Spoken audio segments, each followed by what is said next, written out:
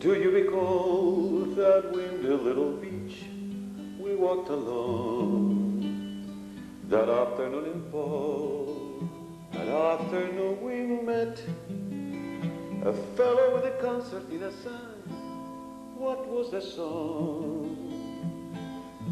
Strange what we recall, and not what we forget.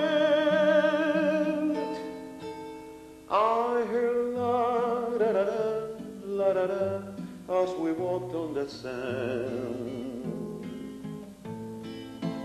I hear la da da da, la da da. It was early September. Through the crash of the waves, I could tell that the words were romantic. Something about always, something about sharing.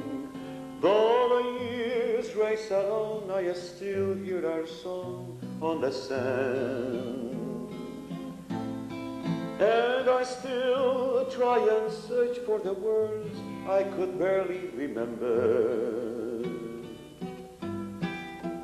Though the time tumbles by, there is one thing that I am forever certain of. I hear la la da da, la da da, la da da da da da, and I'm yours.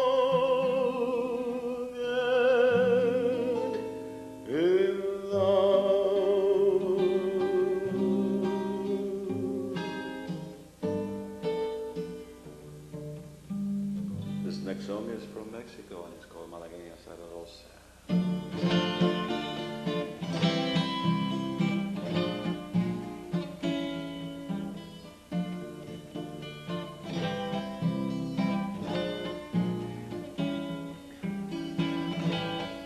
Qué bonitos ojos tienes debajo de esas dos cejas, debajo de esas dos cejas.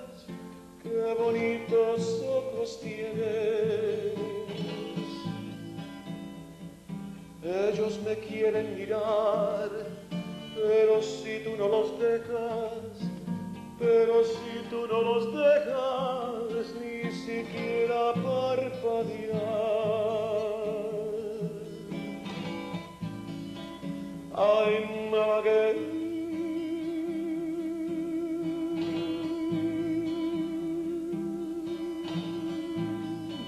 Saleroza, besar tus labios quisiera, besar tus labios quisiera, malagueña salerosa, y decir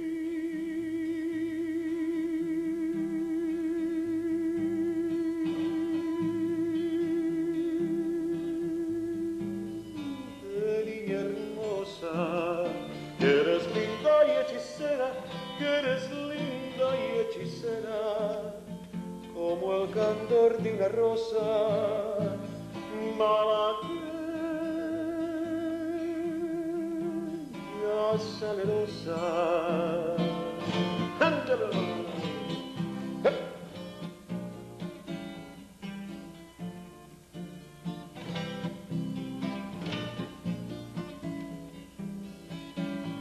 Si por pobre me desprecias, yo te concedo razón, yo te concedo razón. Si por pobre me desprecias, yo no te ofrezco riqueza, te ofrezco mi corazón, te ofrezco mi corazón a cambio de mi pobreza.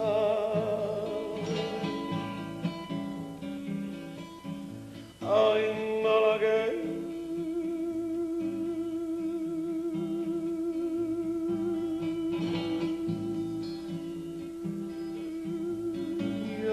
salerosa, besar tus labios quisiera, besar tus labios quisiera, malagueña salerosa, y decir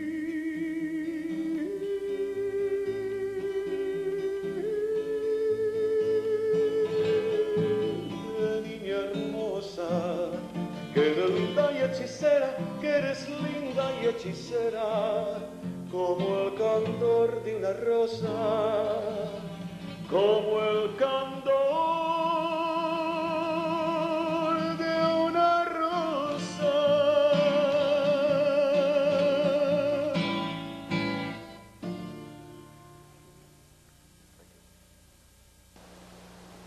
Thank you, Mario. What a deliriously happy way to start my show.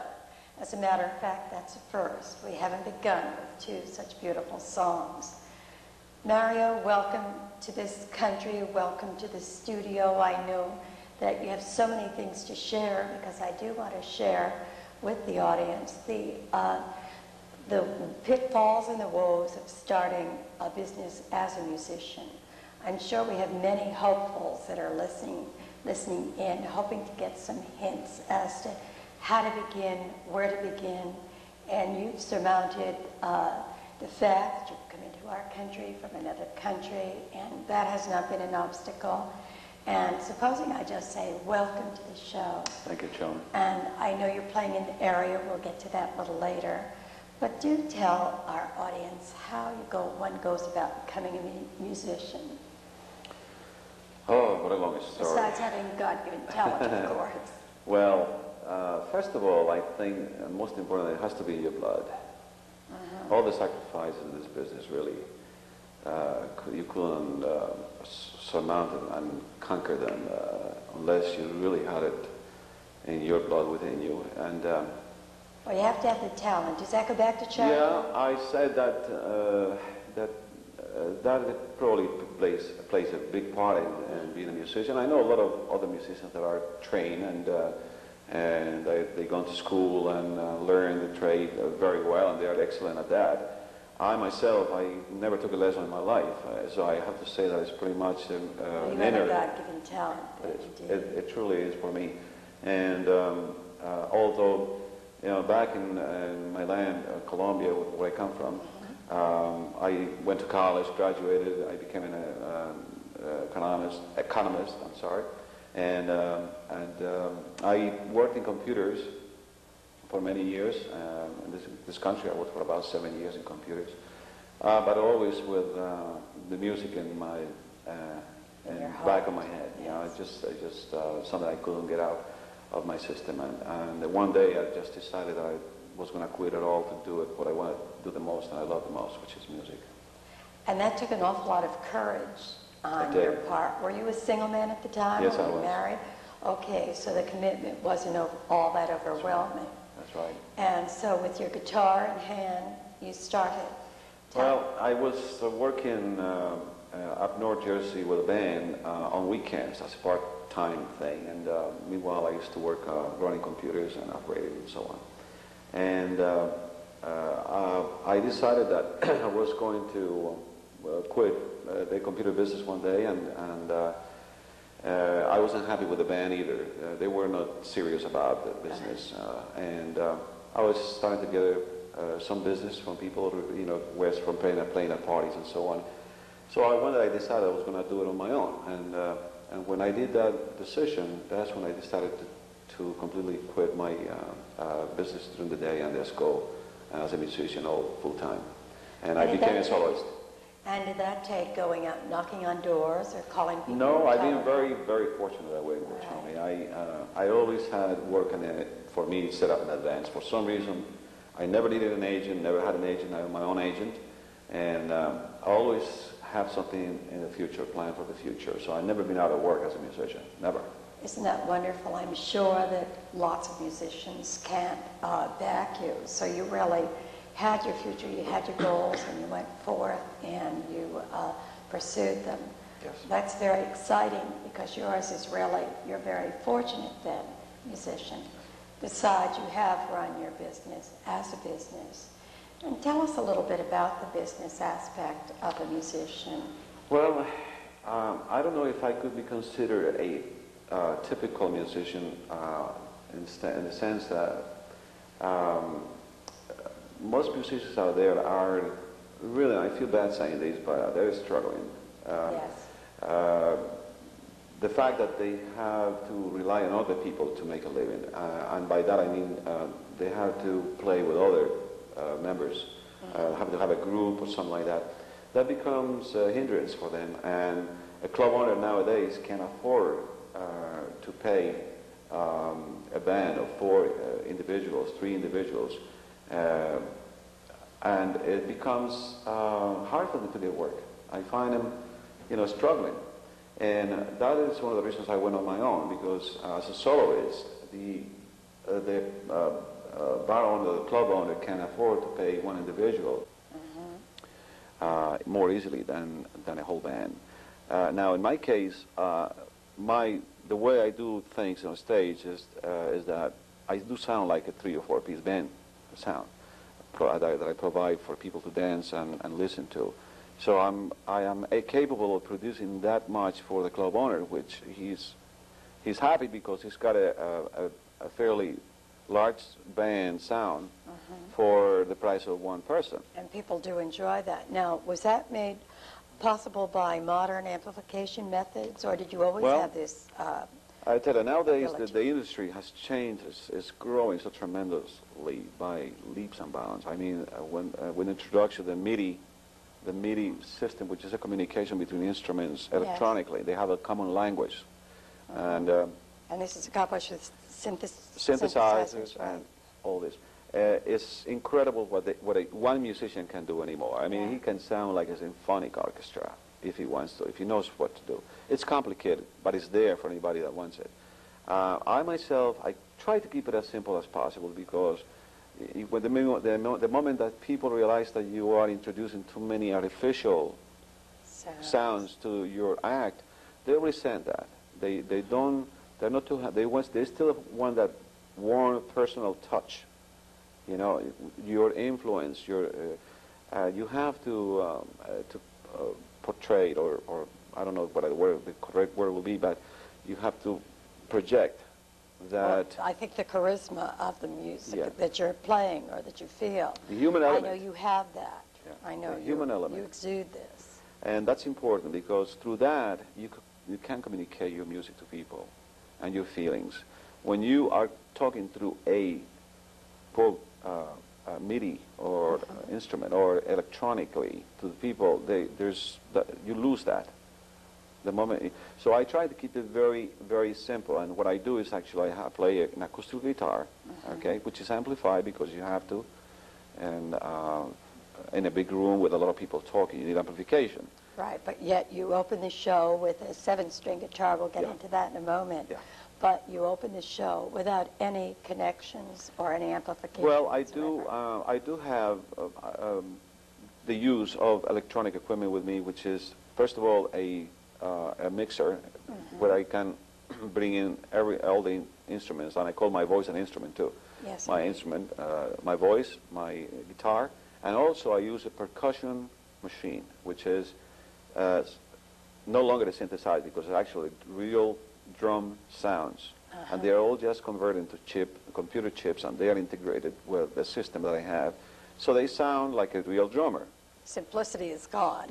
Well, true, really but it's really not as complicated as it sounds. However, it does provide what I need to entertain the people, and no more. I am not into synthesizers. I'm not into MIDI. I'm not into any electronic new developments. I've been doing it this way for the last 12 years, and that's the way I'll be doing it forever, because that's what people like. And not to knock down the new revolution in music, which is great. I think it's fantastic, but I refuse to get into it. Well, indeed, you have the ability to... I've been very lucky that way. I have to say that in the last 3-4 years, my business has mushroomed for a couple of reasons. First, I'm getting a lot of exposure. I'm playing more places. I'm exposing myself in other areas and other places. I've been in New York playing a lot of parties in New York City, North Jersey. And the second thing that has helped me a lot is Julio Iglesias. Because as you remember, I've been doing his music way before he was known here. Yes. Did you know him back in Colombia? No, I never met him. And I don't think I'll ever will, but I never had the pleasure to see him perform either. I understand he's a very dynamic performer. And he has helped me a lot because, remember, I've been singing his music for a long time in this area. So when people heard him, it was like... Socially acceptable almost. Yeah, right, okay. I keep hearing people calling me Julio, and I don't know why, but at any rate, he was very helpful in the sense that people are catching on to his music, which is mine. Right. A lot of this. Well, you sing with music. your heart, and you Yeah. sing to each individual. Yeah. And I did have the pleasure of hearing him perform, and indeed, he really does meet the individual person at each level. And you have that ability. Thank you very much. And he's got all the money, though. Don't forget. Well, he made it a little faster, right? Who knows? This show might catapult you into fame tomorrow. Don't count on it, but I think that, indeed, that's just the type of business, you know, socially acceptable, and the sound and the magic of the foreign sound and how it affects a human being. And I think that I'm really grateful, as are you to him, for making it better for one of New Jersey's own. Mario, I'd like to thank you very much for sharing your time with me today. Our time is almost up because I want to reserve some very special time for you to sing us out of this show. And now we'll go into our last song, Mario, and he'll close the Person to People show for today. And I say thank you for sharing. Thank you, and good day. Thank you, Mario. Thank you, Chomie.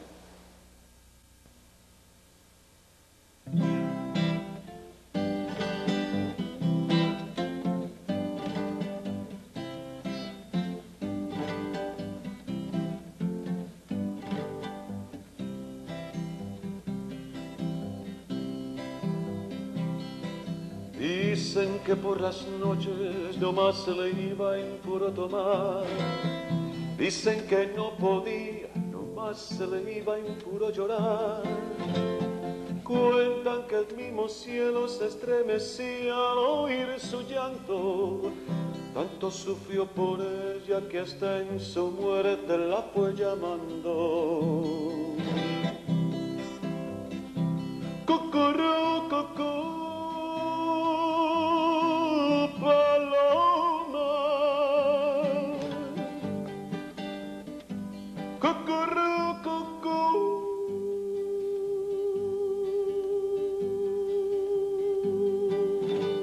no llores, las penas jamás, Paloma, que van a saber.